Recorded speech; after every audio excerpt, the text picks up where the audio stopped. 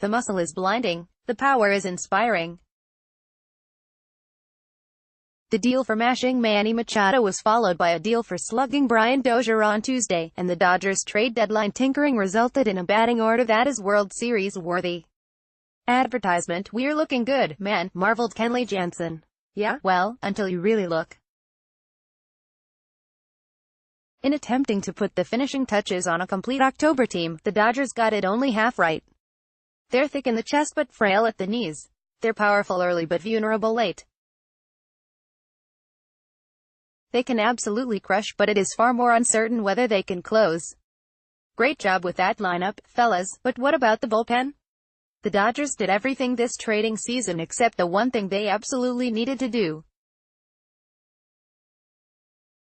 They needed to ensure that a hard-fought lead on an October night isn't handed to someone who has no idea what to do with it.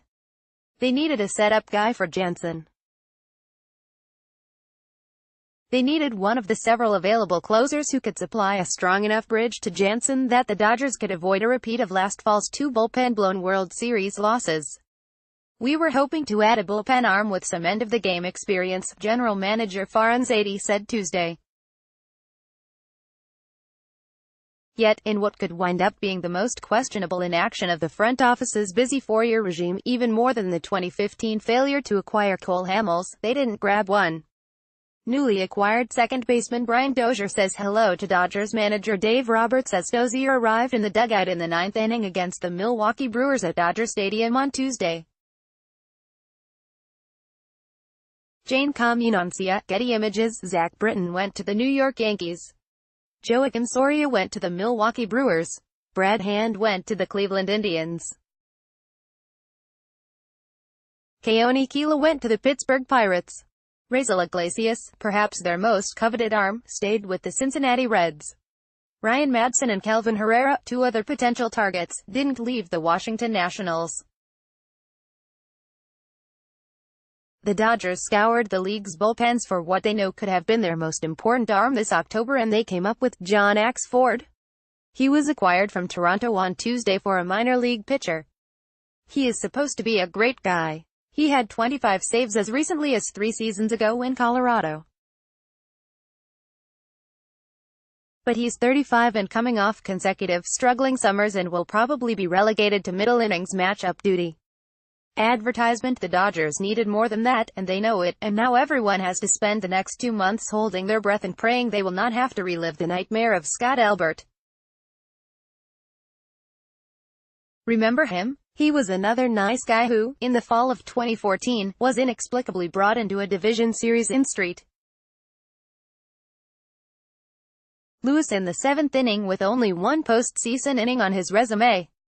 He quickly gave up 2 runs. The Dodgers lost the game, eventually lost the series. General manager Ned Colletti lost his job, and manager Don Mattingly lasted only 1 more year. Bad October bullpens can not only lose games, but disintegrate teams. Albert was used only because he was part of a bad bullpen. Without an additional arm, this fall's Dodgers bullpen could enter the postseason as the team's scariest one since then. It ranks 7th in a league where the bullpen earned run average is led by playoff contenders Arizona, Chicago and Milwaukee. On Tuesday night, the Diamondbacks, with 2 new relievers, moved into the first place while the Brewers' bullpen shut down the Dodgers for a second consecutive night in a 1-0 Dodgers loss. Dodgers lose NL West lead with 1-0 loss to the Brewers by Bill Shaken July 31, 2018, 9:30 p.m. The Dodgers bullpen has some decent arms, but some are inconsistent arms, and others are crunch-time untested arms. From Daniel Hudson to Pedro Baez to a recuperating Tony Cingrani, just to name a few, all would present the sort of risk the Dodgers just don't need. The front office knew this when they started chasing relievers this summer, but they lost every battle. Each loss can probably be rationalized, but after a 30-year title drought, each loss is also difficult for Dodgers fans to swallow. They really couldn't get Britton because they didn't want to go over the luxury tax and hinder their ability to sign free agents next winter. Next winter? They've spent so much money already, and they're so close. Why wouldn't they want to make a move that could make it all pay off?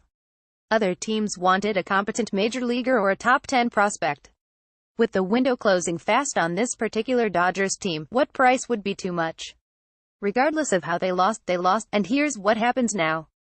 They mix, they match, they cut, they paste, they piece a bunch of odd parts together and hope it holds.